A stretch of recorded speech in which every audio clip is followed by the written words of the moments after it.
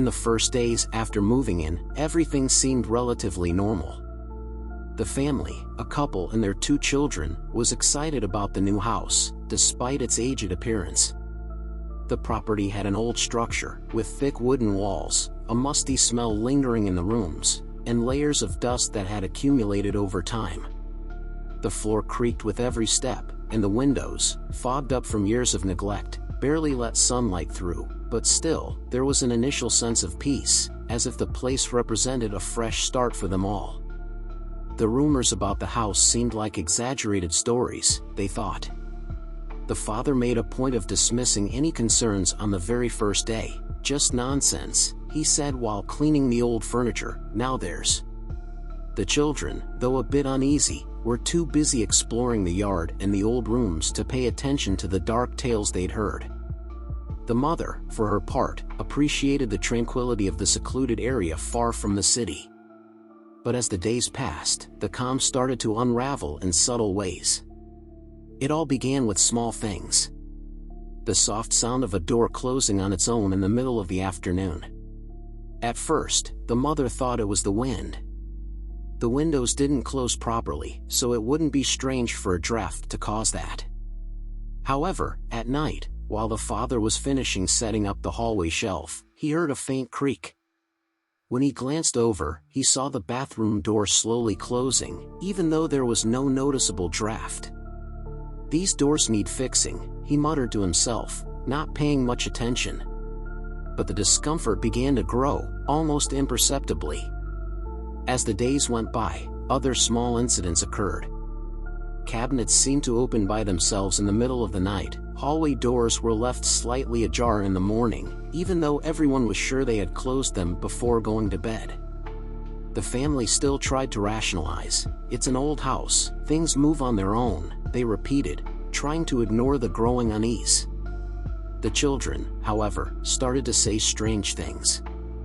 The youngest, only 7 years old, woke up crying one night, saying that he heard someone calling his name. "It was an old woman's voice," he said, still sobbing in fear. The parents exchanged confused looks but didn't give it much thought, attributing the episode to a bad dream.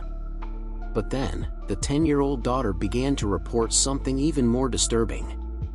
She said that, when looking out of her bedroom window, she saw an old woman standing in the yard, staring directly at her. "She was there, just standing, with a strange expression," the girl said, her eyes wide with fear. The father went to check, but of course, he found nothing, just the darkness of the poorly lit garden. However, the daughter's description stirred something deep within the mother.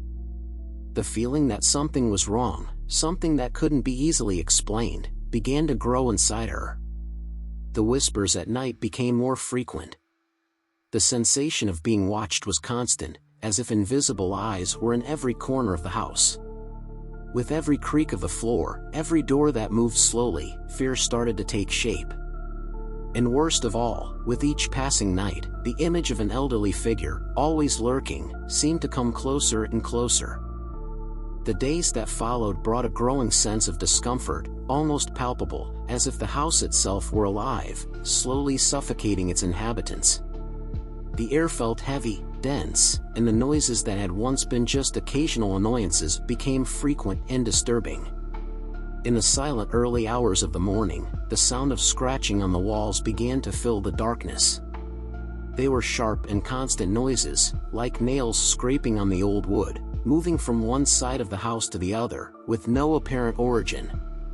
The father tried to rationalize it, thinking it might be rats, but every attempt to locate the sound ended in frustration, and a strange sensation that the noise stopped just as he got close. The laughter started soon after. It came from somewhere far away, as if echoing from a deep, unreachable corner of the house. The laughs were short, faint, but filled with a disturbing malice. At night, the mother would lie in bed next to her husband, but sleep never fully came. Instead, she stayed awake for hours, listening to that subtle sound, as if someone were enjoying their suffering. Until, one night, everything changed. Lying in bed, trying to find some comfort in exhaustion, she felt something different, a sudden, inexplicable cold spreading through the room. It was a freezing cold, almost unnatural, seeming to emanate from the floor and creep up the walls. Her body tensed.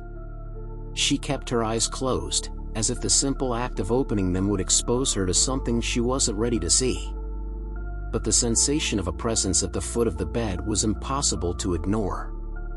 She felt the weight on the mattress, as if something were there, standing still, watching her closely. Her heart pounded in her chest, and a silent panic consumed her. The cold intensified, and her breathing became shallow. She finally opened her eyes slowly, only to see, in the corner of the room, a distorted figure, an elderly woman, hunched over, with an indistinct face, shrouded in shadows. Before she could fully process what she was seeing, the figure vanished, leaving only the feeling that it wasn't over. The next morning, the terror was palpable, but words seemed insufficient to describe what she had felt. The children were becoming more and more frightened, and even the father, always skeptical, could no longer ignore the signs. Something was very wrong.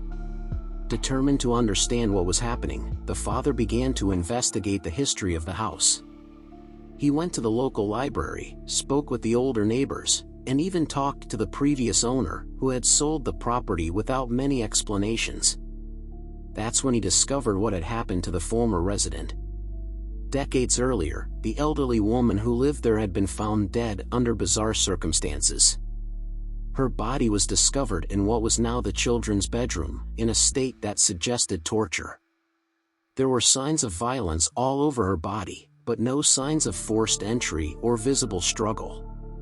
The strangest thing was the look of sheer terror on her face, as if, at the moment of her death, she had seen something that horrified her deeply. Local rumors spoke of a brutal crime that was never solved. Some said the woman had been punished for a secret she kept. Others believed she had been the target of a macabre ritual. One way or another, her soul seemed trapped in the house, reliving the terror she had endured. This discovery put the father on high alert. He knew that what they were facing wasn't just an urban legend. Something very real and terrible was there, and it now seemed to be manifesting more clearly. Every time the elderly figure appeared, the sense of danger grew, as if the house's past was repeating itself, and they were the next victims. The basement of the house, until then little explored, was a place that everyone avoided. Dark and stuffy, its walls were covered in mold, and the stairs creaked under each step, as if warning them not to descend. But after the recent events, the family felt that something in the basement held answers. The supernatural manifestations were intensifying, and the father, now driven by the urgency to protect his family, decided to go down and uncover what was hidden down there.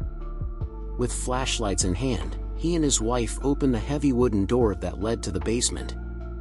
The air was even colder than usual, and the darkness seemed to have a density of its own. As they descended the stairs, a sense of dread enveloped them, as if they were intruding on a place they should not be. In the deepest corner, behind a pile of dusty boxes, they found an old wooden trunk.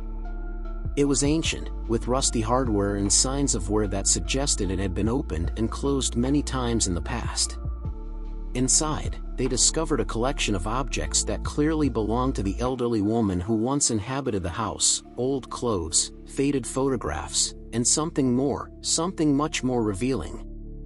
At the bottom of the trunk, carefully folded, was a letter. The yellowed and brittle paper showed that it had never been sent. The father unfolded the paper, and as he began to read, his eyes widened. The letter detailed a crime that the elderly woman had witnessed many years ago. The desperate tone of the words revealed that she knew too much. She had seen something she shouldn't have seen: a brutal murder involving important figures in the town, people willing to do anything to protect their secrets. The letter was never sent because, before she could expose what she knew, the elderly woman was brutally murdered to ensure her silence. The crime that the townsfolk preferred to forget, covered up by decades of rumors, was now laid before them, clear as day. But the revelation came too late. As soon as they finished reading the letter, the atmosphere around them changed drastically. The basement, once merely an old and decaying space, began to close in on them. The walls seemed to pulse, as if the house were alive, vibrating with dark and malignant energy. The air grew thick, almost suffocating, and a faint, distorted laugh echoed around them. The presence of the elderly woman, until then merely a distant and spectral figure, manifested in a terrifying way. She was no longer just an apparition. She was now fully materialized, her eyes filled with rage and despair, her face contorted in a mask of suffering. The house, as if responding to her fury, transformed into a prison. The doors slammed shut, the corridors seemed to stretch endlessly, and the scratching noises intensified, as if hundreds of invisible hands were trying to tear through the walls.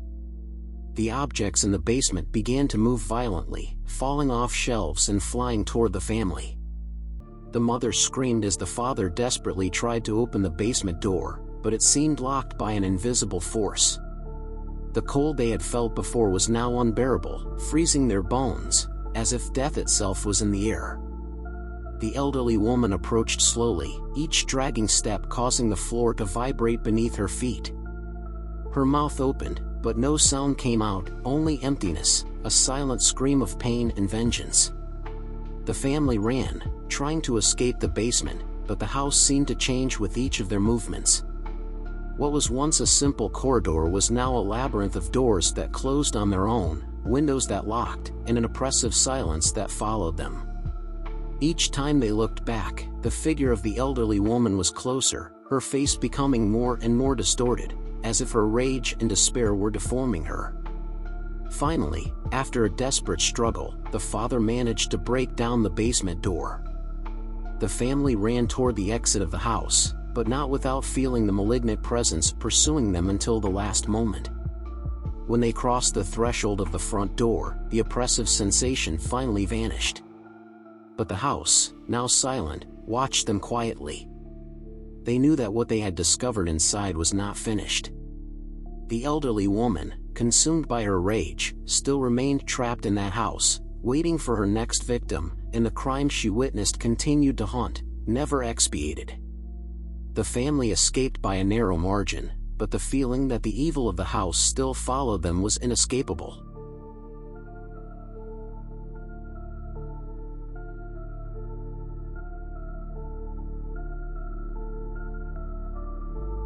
As soon as we arrived at the house, the weight of the place's isolation fell upon us. The dirt road, winding through the trees, led us to the edge of a deserted beach, where the wind seemed to whisper secrets. The house was old, made of wood that creaked with every step. There were no neighbors, no lights, only the distant sound of waves crashing on the shore. "Perfect to disconnect," one of us said, but the discomfort in the air was palpable, as if something had been watching us since the moment we set foot there. The silence around us wasn't natural. There were no sounds of birds, no insects. It was an oppressive silence, only interrupted by the wind passing through the trees, carrying with it an unsettling feeling. I tried to ignore it, convincing myself I was just imagining things. That night, we decided to light a fire in the backyard. The flames cast grotesque shadows on the house's walls, dancing as if they were alive. Sparks floated up into the dark sky, and the conversation flowed easily, but something felt out of place, a silent tension. The wind blew irregularly, sometimes strong, sometimes soft, almost like a breath. And then, everything stopped. The wind, the crackling of the fire, even the sound of the sea seemed suddenly distant. I felt a presence. Slowly, I turned my head toward the far end of the yard, and I saw something. A figure, standing in the darkness, barely visible by the flickering light of the flames. At first glance, it didn't seem human, something distorted, hunched over. An old woman. Thin and withered, her skin gray and wrinkled like dried leather, she stood there, motionless. Her eyes were two black holes, empty, yet they seemed to pierce through each of us. Her mouth was closed, but her hands, her wrinkled hands moved in strange ways, making slow, deliberate gestures in the air, as if she were drawing something invisible. Each movement carried a supernatural weight, or ritual we couldn't understand but instinctively knew was bad. None of us could speak. My body was frozen, as if held by an invisible force. The air around me felt denser, harder to breathe. I wanted to scream, to run, but nothing in my body would respond. The old woman didn't utter a single word. She just kept making those incomprehensible gestures, and then, as quickly as she had appeared, she turned. Her movements were slow, almost mechanical, like a puppet being pulled by invisible strings. She walked away and disappeared into the darkness of the yard, swallowed by the night. For a moment, no one said anything. The fire still burned, but it seemed weaker, almost dying. The air around us was freezing, biting. The three of us just looked at each other, speechless, but we knew something was deeply wrong. And whatever it was still out there, waiting. The next morning, I woke up to a different kind of silence, almost too heavy. The sound of the waves was still there, but it seemed muffled, distant. It was as if the house itself had been wrapped in something that blocked out the outside world. I turned to call the others, but I noticed that one of them, Daniel, was already standing by the window, staring into nothingness. He was completely still, his arms hanging limply at his sides, with a crooked smile on his face that chilled me to the bone. "Hey, man, you okay?" I asked, trying to sound casual, but my voice trembled slightly. He didn't respond immediately, just kept staring into the void, his eyes unfocused, lost. When he finally spoke, it was in an almost imperceptible whisper. She's here. I can hear her, you know?" Whispering. "She didn't leave." I laughed nervously, thinking he was just trying to scare us. "Oh, come on, Daniel. That's not funny." But he slowly turned his head towards me, and the smile widened in a way that wasn't natural. His eyes looked strange, as if a shadow had fallen over them. "You don't believe, but she told me things you won't want to know." A cold chill settled in my stomach, but I forced a smile, thinking he was just trying to drag out last night's joke.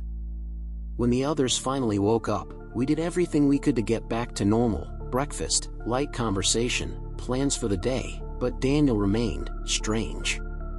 He would laugh to himself at odd moments, sometimes staring up at the ceiling or at the walls, as if he saw something we couldn't. Each time he did, a cold shiver ran down my spine. We all tried to ignore it. We pretended it was just a bad prank, but as the day wore on, the tension between us grew. Small incidents started happening. A knife fell off the table by accident, nearly slicing one of my friend's legs. The door to the house would slam shut on its own, even though there was no wind. Things we would normally overlook now seemed wrong, out of place. The worst part was Daniel's behavior. He began to mumble to himself, talking about her, the old woman, as if she was a constant presence. "She said you're not safe," he whispered while cutting an apple, with a disturbing calmness. No one responded, but I could feel the mood in the room shift, all of us exchanging uneasy glances, though none of us wanted to admit the fear that was starting to take root. As the afternoon wore on, paranoia spread like poison. Every sound, every movement felt suspicious. The most unsettling thing was Daniel. He wandered around the house, chuckling softly, sometimes talking to the walls. "She's here, right here," he would say, pointing to an empty corner, as if the old woman was there, invisible, watching us. I tried to convince myself it was all a prank, but there was something in his eyes, a shadow that wasn't there before, something that told me he wasn't joking. Deep down, we all started to wonder, did the old woman do something to him? Could this be real? When night fell, the house plunged into an oppressive darkness. The wind outside howled louder, as if it were trying to break in. Inside, the silence was heavy with something indescribable. No one spoke, but the looks we exchanged said it all. Each of us was on the verge of collapse, nerves exposed, ready to snap. It was Daniel who broke the silence, his voice low and raspy, laced with a menace I hadn't heard until then. "I know what you're thinking, You think it's me? You think she got to me?" His eyes were wild, lifeless, as if he were speaking to someone beyond us. I stood up, my hands trembling, trying to stay calm. "Daniel, you need to stop this. You're scaring us." He smiled, that twisted smile that now seemed almost grotesque on his pale face. "You think you're safe? You think she's not watching? She's inside all of us now." Before I could respond, one of my friends, Marco, erupted in anger. He'd been pacing for hours, sweating, muttering about being watched. "This is your fault," he yelled, lunging toward Daniel. "You're bringing this on us. You're cursing us." I tried to hold him back, but he shook me off with unexpected strength. His eyes were wide, pupils dilated with fear and fury. He was completely out of control. "Get out of my way," he snarled, shoving me so hard I fell to the floor, my chest slamming against the cold wooden planks. Daniel just laughed. A dry, almost inhuman laugh. "She already told me what you're going to do, Marco." That's when everything fell apart. Marco screamed, a mixture of rage and despair, and charged at Daniel with a knife he'd grabbed from the kitchen. They fought, body to body, while I screamed for them to stop, but it was too late. Fear and paranoia had consumed them both. The sound of the knife cutting flesh and the desperate screams filled the air. Blood spilled onto the wooden floor, staining everything in its path. When I finally managed to stand, Marco was over Daniel, his face twisted with hatred, stabbing him repeatedly. Daniel's body was already motionless, but Marco kept attacking, as if possessed by something he couldn't control. I shouted for him to stop, but my voice was lost in the chaos. Then he turned to me, his eyes glazed over, smeared with blood. "You're next," he whispered. I knew he wasn't the Marco I once knew. He had been swallowed by the same terror that now threatened to consume me. I don't remember exactly how it happened. My instincts took over. The next thing I knew, I had a weapon in my hands, maybe a broken bottle, I'm not sure, and the last thing I saw was Marco's body hitting the floor, blood splattered all around me. I stood there, panting, covered in blood, staring at the bodies of my friends. The house was silent again, but this time it was an empty, deadly silence. Everything around me felt distant, unreal. I had survived, but at what cost? That's when I realized. The curse hadn't possessed us, it didn't make us kill because we were controlled. No. The old woman didn't need magic or possession. She only needed to plant terror in our hearts. She made us believe we were infected, that one of us was the culprit. And, in doing so, we destroyed ourselves. That was the curse, fear. And now, alone in the blood-stained house, I understood that she had one. She didn't need to lift a finger.